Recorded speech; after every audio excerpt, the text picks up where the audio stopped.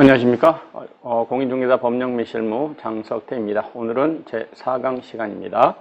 자, 오늘은 먼저 시험제도부터 간단하게 살펴보겠습니다. 시험제도는 그렇게 출제 빈도가 높지는 않습니다. 시험 문제, 시험 제도 자체를 물어본다는 게 좀 그렇죠. 자주 나오진 않습니다. 어쩌다 한번 나옵니다. 자, 그런데 시험 제도 자체보다는요, 그건 잘 안 물어보고요. 이와 관련된 주변의 내용을 가끔 물어봅니다. 자, 그래서 자주 나오고 중요한 몇 가지만 체크해 보도록 하겠습니다. 먼저 시험 시행기관입니다. 시험 시행기관은 원칙과 예외가 있습니다. 원칙적 시험 시행기관은 시도지사입니다. 여러분께서는 시도지사가 시행하는 중개사 시험에 합격하셔야 됩니다. 원칙은 시도지사. 예외적으로 국토교통부 장관도 시험을 직접 시행할 수도 있고 문제를 출제할 수도 있습니다. 예외적 시험 시행기관의 장은 국토교통부 장관입니다. 그런데 국장이 시험 시행기관의 장이 된 적은 지금까지 단 한 번도 없습니다. 지금까지 치러진 24번의 시험은 모두 다 시도지사가 시험 시행기관의 장이 됐습니다. 자, 그런데 그들이 직접 시행하지는 않고요. 위탁 시행을 합니다. 그래서 협회나 또는 공기업 준정부기관에 업무를 위탁해서 시행하는 게 현재의 모습입니다. 자, 이어서 거기 가로 2번에 보시면 국토부 장관이 시험을 직접 시행할 수는 있지만 국토부 장관이 그렇다고 마음대로 할 수 있는 건 아니고요. 자기네가 직접 시험을 시행하고자 할 때는 시험위원회 의결을 미리 거쳐야 한다는 점, 그 표현이 시험에 한번 나온 적이 있어요. 밑줄 그어놨죠? 자, 이어서 2번 응시 자격으로 가보도록 하겠습니다. 현재 응시 자격은 곧잘 시험에 나옵니다. 응시 자격에 대해서는 우리 법령 그 어디에도 단 한마디도 없습니다. 아무런 말도 없어요. 아무런 말도 없다 그 말은 뒤집어 말하면 아무나 누구나 볼 수 있다 그 뜻입니다. 흔히 말하는 결격 사유자들도 가능합니다. 미성년자, 자, 그리고 옛날에 한정치산자, 그런데 지금은 피한정후견인이라고 부릅니다. 또 옛날에 금치산자 이렇게 부르는데 지금은 피성년 후견인, 뭐 이런 분들도 또 외국인도 아무 제한 없어요. 다시 시험하고 관련해서는 오픈돼 있어요. 증은 아무나 누구나 다 딸 수 있다 그 말입니다. 15살짜리도 외국인도 그리고 피성년 후견인도 전부 다 증 자체는 취득할 수 있다. 그러나 증은 취득할 수 있지만 그 결격 사유에서 벗어나기 전에는 중개업자 등이 될 수는 없어요. 그래서 부동산 중개업이라고 하는 게 소중한 국민의 재산권 유통을 담당하는 직업입니다. 그러다 보니까 중개업이 종사하기에 부적절한 자들을 정해놓고 그 자들은 중개업자 등이 될 수 없다고 돼 있어요. 다시 증 자체는 아무나 딸 수 있지만 중개업자 등이 되려면 그 결격 사유에서 벗어나셔야 됩니다.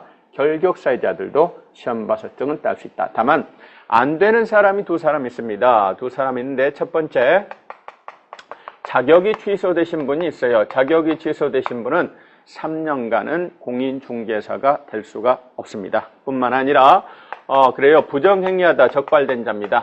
부정행위하다 적발된 당신도 마찬가지입니다. 몇 년간? 5년간. 5년간은 응시 자격이 정제가 됩니다. 딱 하나만 주의하시면 됩니다. 부정행위자는 5년간 시험을 못 본다는 뜻이지 부정행위에다 적발된 사람도 중개 보존으로 취직 자체가 5년간 금지된다는 뜻은 아닙니다. 다시요. 시험을 5년간 못 본다는 뜻이에요. 시험을 못 본다는 뜻이 5년간 중개업자 등이 아예 될 수 없다 그 뜻은 아닙니다. 그걸 꼭 구분하시기 바랍니다. 자, 이어서 다음 페이지로 갑니다. 시험 방법이 3번에 나와 있습니다. 요거는 그냥 읽어만 보시면 됩니다. 시험 방법 가로 1번 구분 실시. 그렇죠? 이거는 시험 구체적인 실시 방법입니다. 이런 것들은 시험에 나온 적 없어요. 그냥 읽어보시면 되고요. 가로 2번 시험의 일부 면제라고 하는 표현은 거기 밑줄 친 데만 봅니다. 1차 시험 합격자에 대해서는 다음 회 시험에 하나여 1차 시험을 면제합니다. 그렇죠? 1차에 합격하셨다니까요. 그렇다면 추후 시행되는 시험 중에서 선택해서 한번 면제택을 주는 게 아닙니다. 무조건 다음 회 시험에 하나요. 무조건 다음 회 시험에 하나요. 그렇습니다. 1차 시험 면제택을 주는 겁니다. 자, 그리고 시험은 매년 1회 이상 시행합니다. 4번 출제 및 채점, 그리고 5번 시험의 실시, 큰 부담 없는 내용입니다. 읽어보시면 됩니다. 자, 5번 중에서는 그래요. 가로 4번만 살펴보면 됩니다. 가로 4번 합격자 공고와 자격증 교부라고 돼 있죠. 예, 그 부분만 한번 볼까요? 시험에 나왔던 부분입니다. 합격자 공고는 누가 하냐면 시험 시행기관의 장이 합니다. 다시요.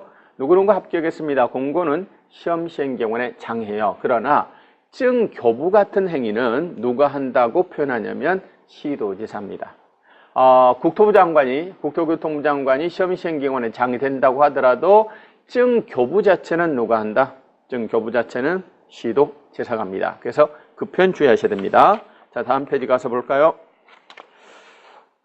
이어서 자격증의 재교부가 있습니다. 거기 보시면 잃어버리거나 못 쓰게 되면 재교부 신청서를 자격증을 교부한 시도지사에게 제출하여 재교부 신청할 수 있다. 뭐 이런 말 있죠. 그렇습니다.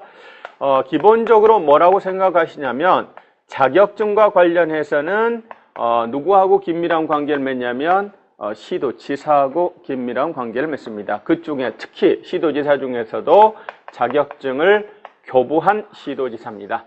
사무소 소재 시도지사가 아니라 교부한 시도지사. 다시요. 시험 시행기관의 장 원칙은 시도지사가 됩니다. 잃어버렸다. 자격증 재교부 신청 누가 합니까? 교부한 시도지사가 합니다. 자격 취소 처분 누가 합니까? 교부한 시도지사. 자격 정지 처분 교부한 시도지사. 그리고 반납도 교부한 시도지사. 그리고 미반납에 따른 과태료 처분도 전부 다 교부한 시도지사가 합니다. 그래서 머릿속에 자격증과 관련된 사항은 전부 다 누가 한다? 시도지사입니다. 그 중에서도 특히 교부한 시도지사 이렇게 정리해 놓으시면 됩니다.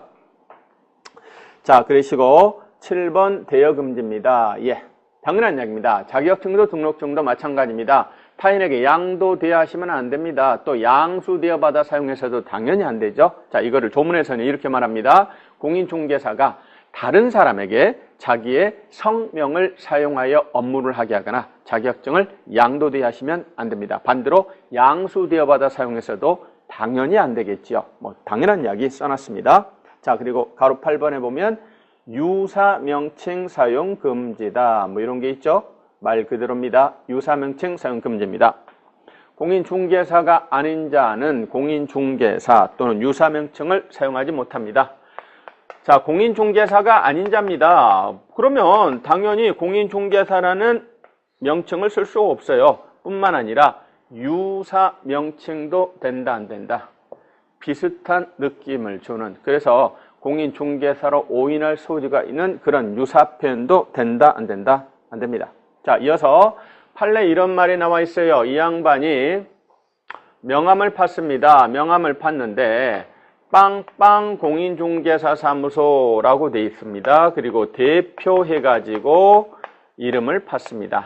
자, 그런데 실제로 그분이 그 중개업소에 자본을 댄 실질적인 물주 오너라고 합니다. 자, 그런데 자격증은 없는 사람입니다. 그렇다면 법률상으로는 그분이 중개보조원입니다. 근데 실질적인 오너입니다. 그래서 명함에다가 대표 빵빵빵이라고 팠다. 법원에서는 이와 같은 행위를 유사명칭으로 봤습니다. 자, 생각해 보세요.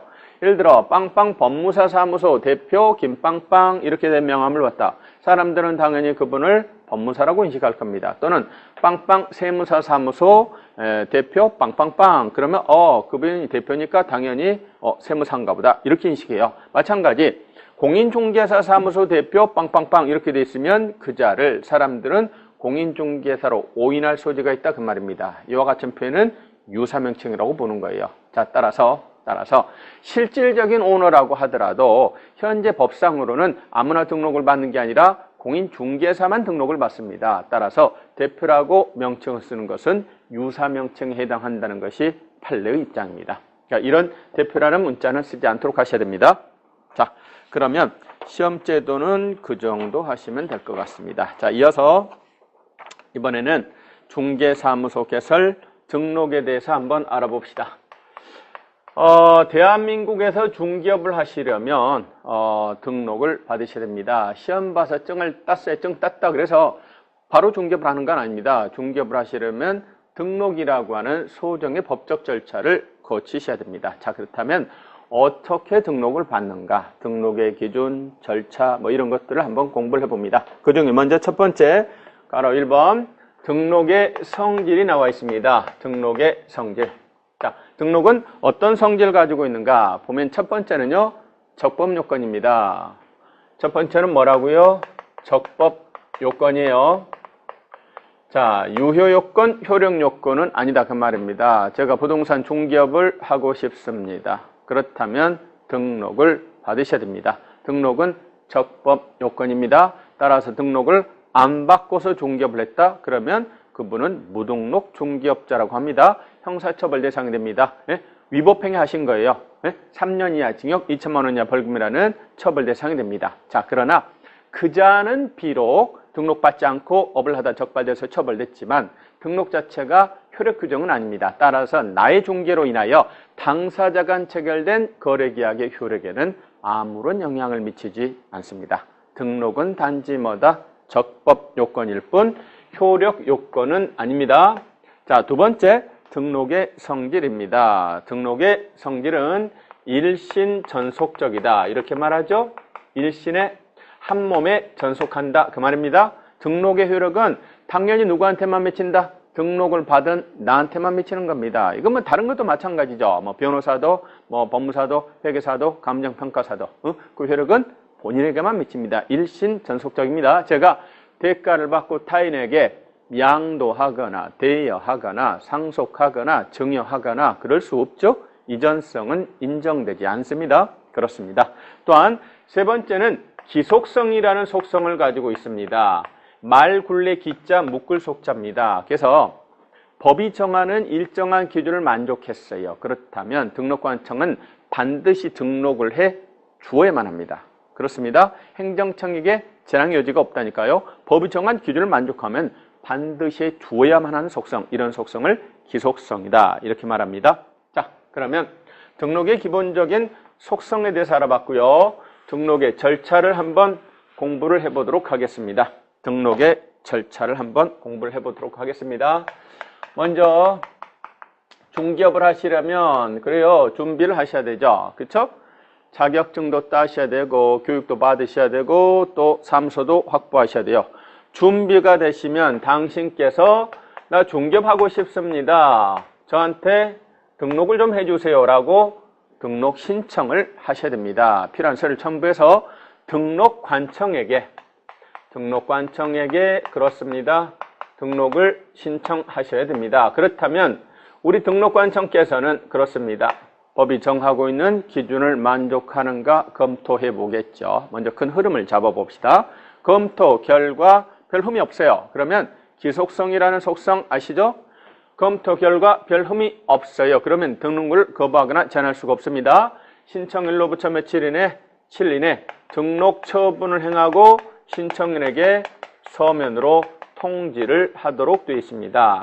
자, 통지가 갔어요. 어이, 김계동 씨 등록 떨어졌습니다. 등록번호는 1779번입니다. 예?